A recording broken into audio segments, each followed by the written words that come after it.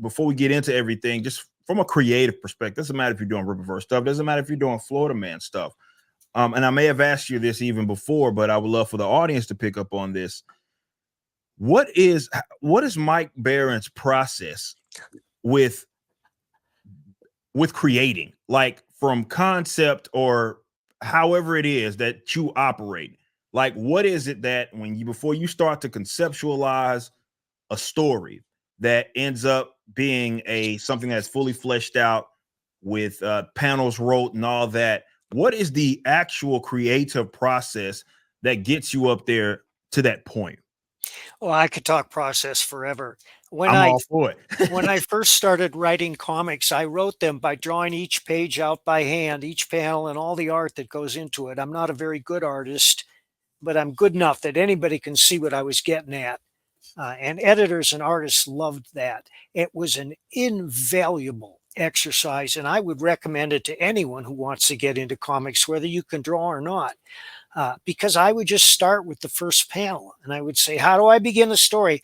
How do I engage the reader? You have to engage the reader. That's the most important thing. And there are a million ways to do it. I'll just mention three. Number one, you have a fascinating character. Sherlock Holmes, probably the most widely known fictional character in history. And they're still churning out Sherlock Holmes stories today more than ever. In fact, Kareem Abdul-Jabbar has written 3 graphic novels about Mycroft Holmes, Sherlock's smarter older brother. The second method is you create a fascinating scenario that's intriguing in and of itself. And to me, Jurassic Park is an archetype of that, because we all would love to visit a park. People buy dinosaurs. What's the worst that could happen? What's the worst? And the third method is seductive narrative voice, which is less important in comics, but it is important.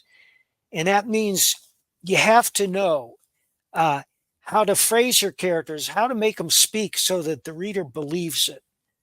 I don't know if you saw this, Eric, but Bo Smith wrote a 1,000 words on Facebook today about Alpha Core. I'll send it to you. Please. When I get there. But going back to drawing each comic out by hand, I would say, well, what's compelling? And I created Nexus. They wanted a superhero. And I thought, well, what will make him compelling? And I said, well, if somebody dies every time he shows up, that would be compelling. And that's not a great insight. That's why popular culture is inundated with assassins, ex-CIA people, cops, lawyers, and doctors, because those are professions that deal with life and death. Mm-hmm. And that's the stuff of drama.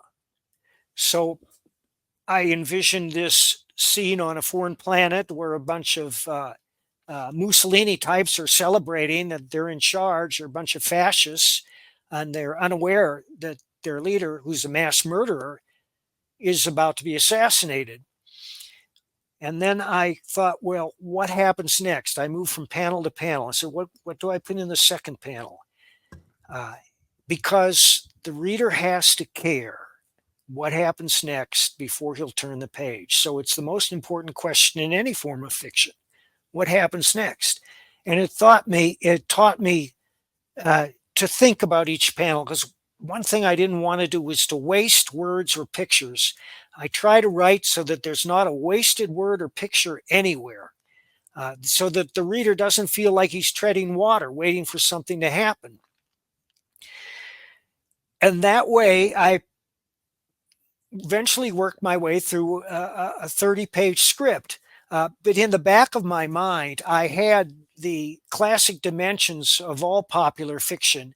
A work of fiction is a compelling, dynamic narrative with a beginning, a middle, and an end. And by dynamic, I mean that the story is always in flux. Mm-hmm. Because if you have a guy who's doing great, he's happily married, he's got a great job, there are no bumps, he never gets a speeding ticket, his kids are doing great, it's going to make for a pretty boring story, which isn't to say that some great novelists haven't pulled that off. There are a number of great novelists who have written stories like that. And I think of Virginia Woolf, although her character was not exactly happy, but her insights in the art she worked in conjuring her world, it just the language itself was enough for her to get by on. But that's not the type of fiction that we enjoy.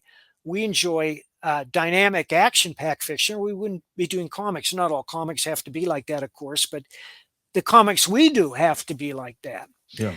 Now, my methods have changed since, and I will draw if an artist needs me to draw something for him that he can't quite envision.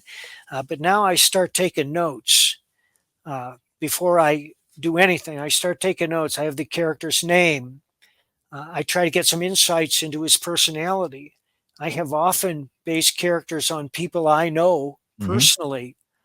That keeps it fresh. It keeps it interesting.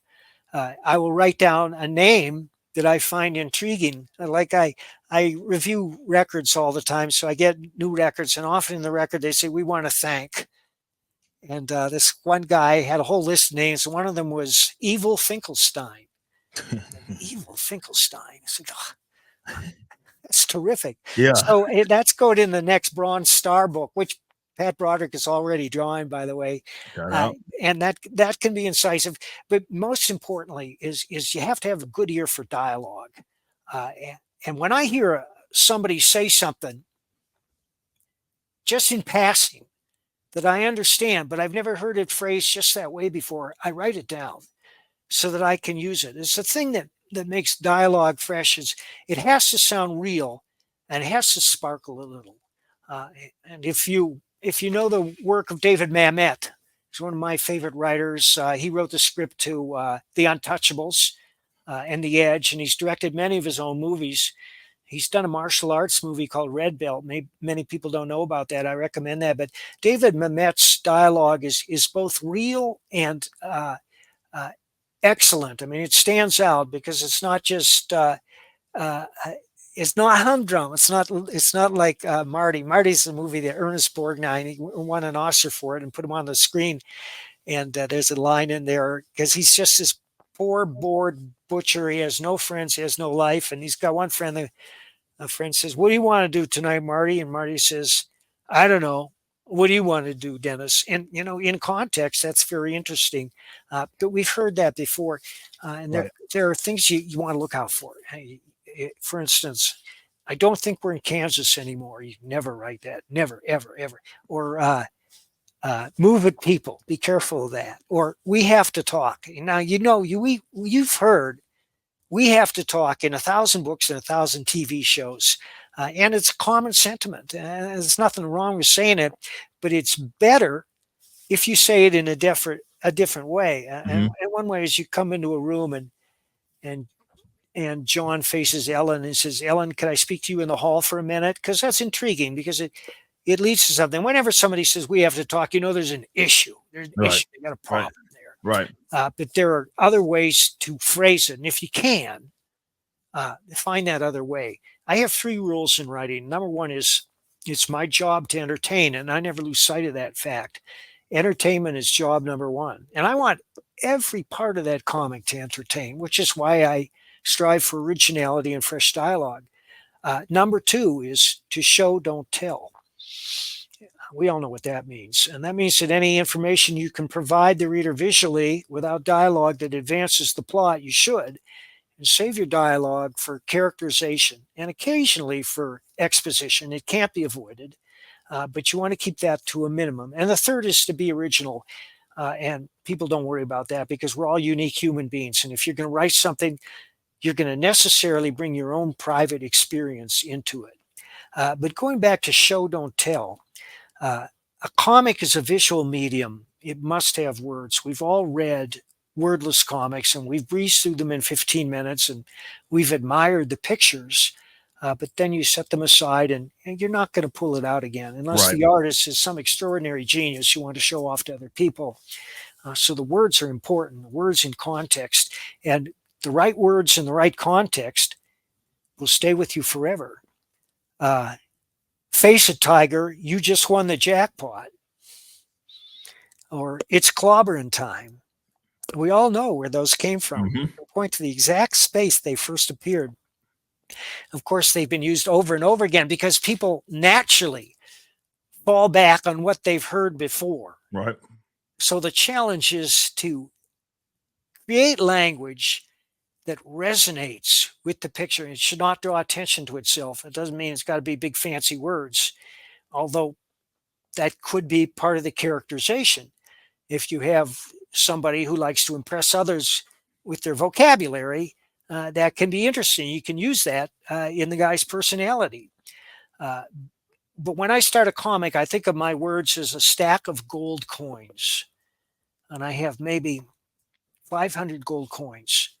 And if I spend them all and I haven't finished the story yet, and I have to use more words, all those coins turn to silver.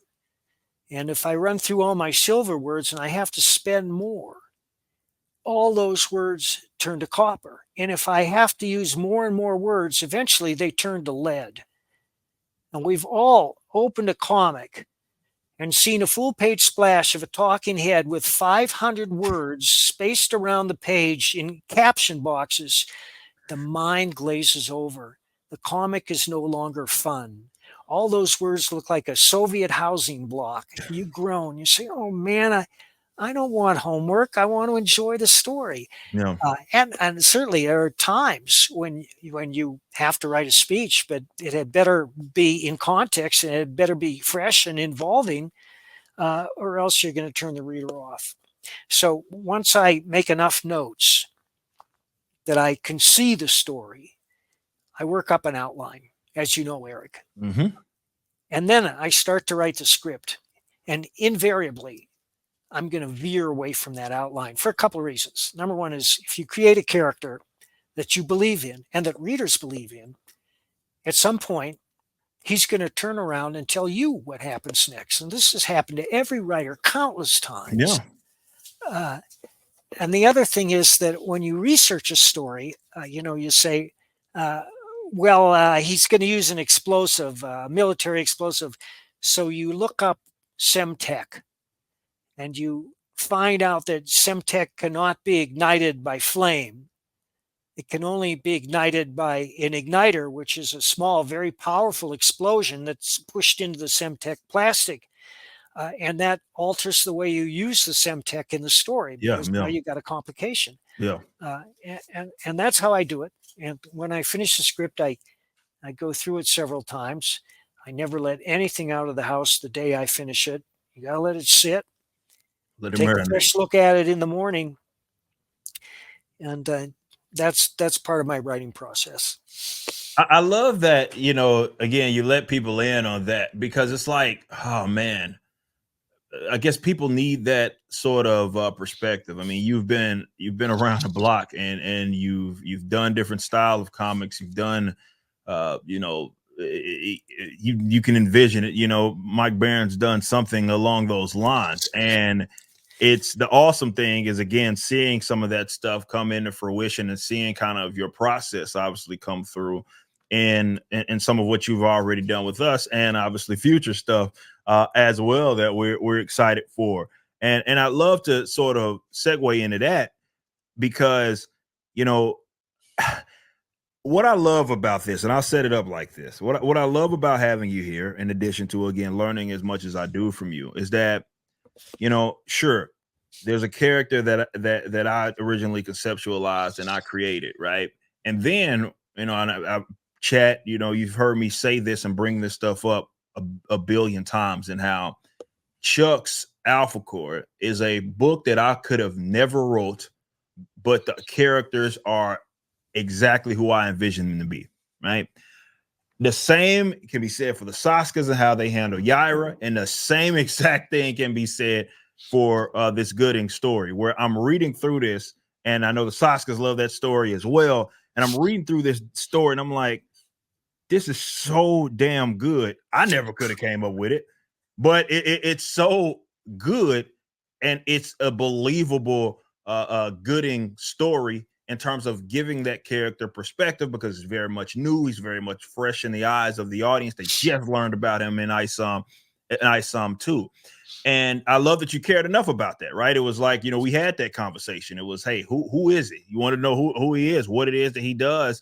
And you took that idea and you gave it a fresh spin. So, how I've asked Chuck this question before, but taking a character like a Gooding, how is that thought process? Because again, you've done that before. Maybe it's a character that you've wrote that you didn't create before, but you're writing these definitive versions of these characters, and they are very much in line, still being original, still having your take on it, but they're very much in line with who that character is. So how in the hell do you do that so well?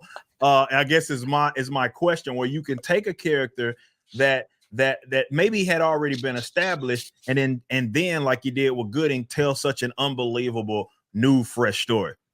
Well, thank you, sir. I couldn't have done it if the foundation wasn't there. And believe it or not, most of what I wrote was inspired by Gooding's very short visit in ISOM 2, especially the ad that advertises his various disciplines, because he's a genius. Obviously, Mhm. the guy is a genius. Uh, and he's a healthy man.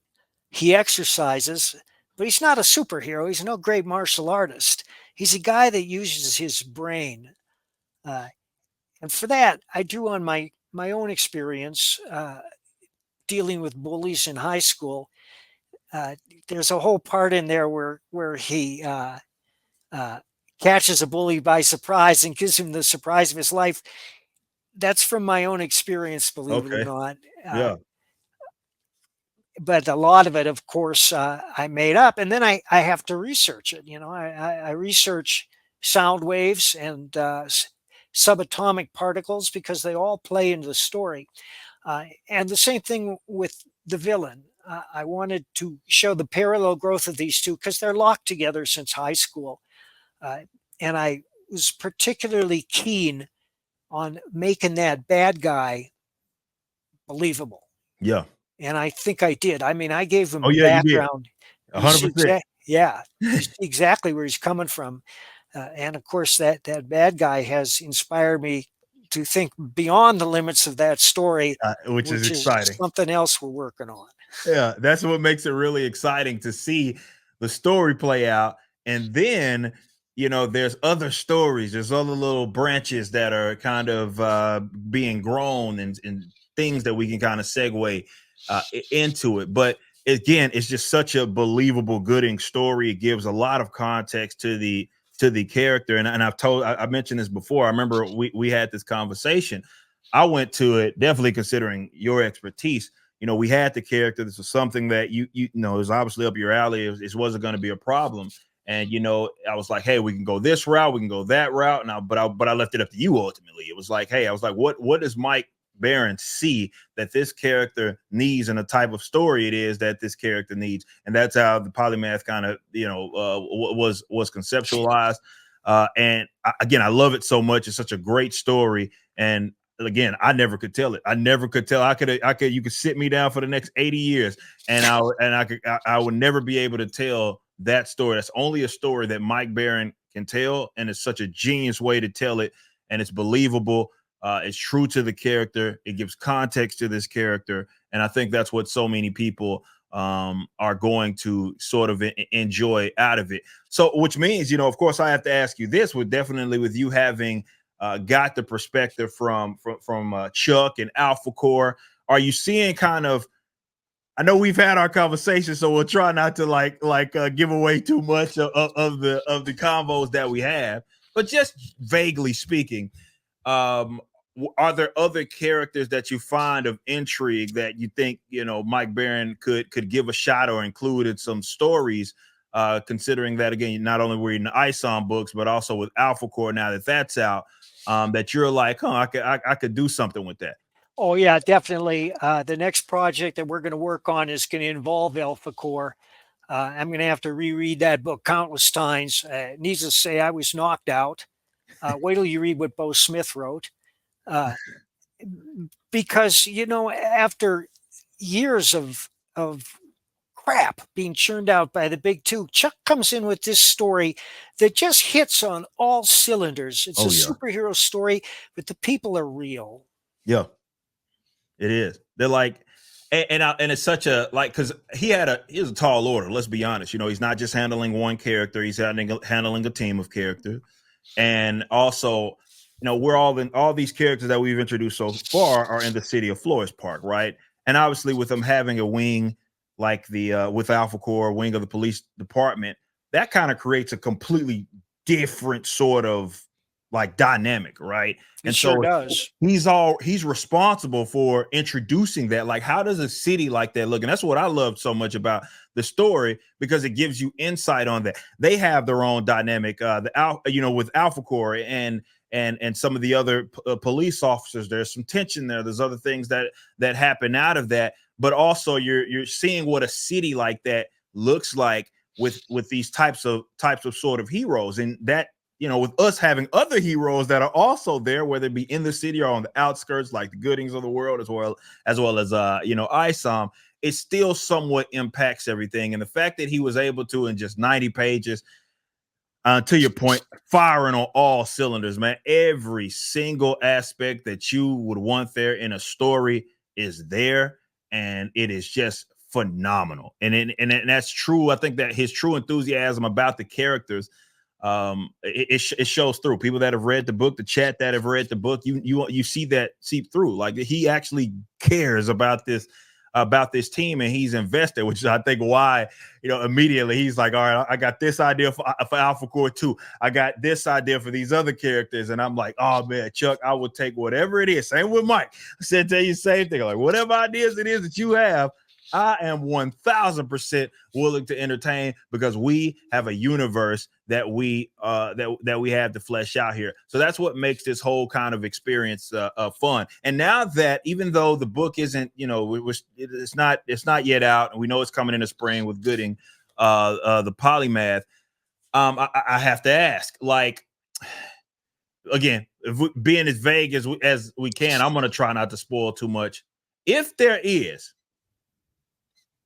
an overall theme, right, to the story that you're telling in Gooding the Polymath, whether it be in a sentence or a word or whatever, what do you think that is, and why? I guess I'm hesitant to use certain words, but the existence of Alpha Corps demands a balance, and you've often heard the phrase Alpha and Omega. That means the beginning and the end.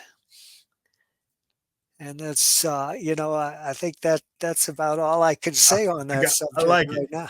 I like it. That's good enough. No, that's good enough. And, having, we've talked about, again, I'm not going to NDA us, because I know we've talked about, we're sitting on a lot of stuff that we've talked about, chat, about Alpha Corps, and some characters that could be let's say, that you're going to read about in Gooding that makes things very interesting, that could play into the current kind of city or the climate of an Alpha Corps and all that. When you read it, it'll make a lot of sense. And seeing some of the artwork come back on this has been incredible. And I know that you guys are all going to love and adore this story. Everybody does. Everybody that's read the script here internally does. Jen and Sylvia, of course, they love it. They can't stop raving about the villain that it is that Mike has created in it. And I think a lot of people are going to, enjoy it that way. Alpha Corps #1's pre-order is live. Written by the legendary Chuck Dixon and penciled by Joe Bennett. Visit Rippaverse.com to grab a copy and any of the merchandise items. Be sure to also check out the animated trailer for the campaign, which is the latest project from Rippaverse Studios. Y'all be easy.